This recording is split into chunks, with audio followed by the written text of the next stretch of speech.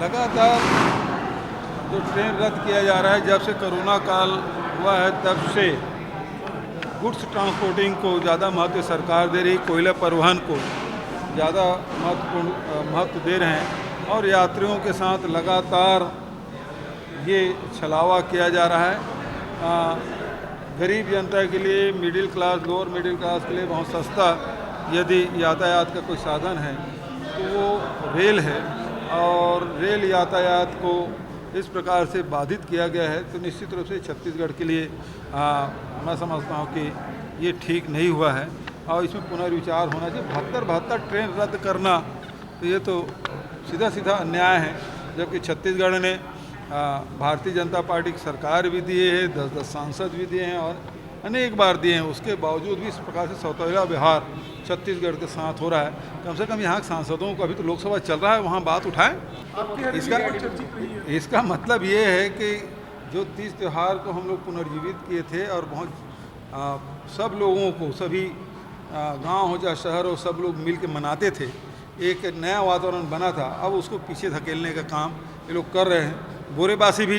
बहुत मुश्किल से खाए थे विष्णु देसाई जी दोपहर बाद, है ना, वो कार्यक्रम ही नहीं था। जब देखे कि ट्रेंड हो रहा है तो फिर उन्होंने है इस प्रकार से हरेली का भी है, वो गेड़ी तो 2 जने पकड़ते तब चढ़ पाते हैं, तो कहाँ से मनाएंगे। तो आपकी हरेली बहुत चर्चित रही, तो क्या फिर से इस बार अभी जो शासकीय आवास मुझे मिला है उसमें 4 तारीख को है और उसमें आप सब आमंत्रित हैं, प्रदेश के लोगों को भी निमंत्रण और आप लोगों को भी निमंत्रण। हमारे शासनकाल में लेमरू एलिफेंट कॉरिडोर बनाया गया था और जिसमें 23 खदान को हम लोग बचाए थे,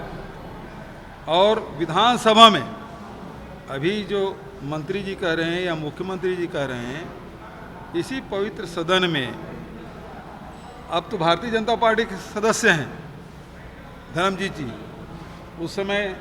जोगी कांग्रेस के विधायक थे, उन्होंने एक अशासकीय संकल्प लाया था कि अब पेड़ कटाई नहीं होना चाहिए। विधानसभा में पारित प्रस्ताव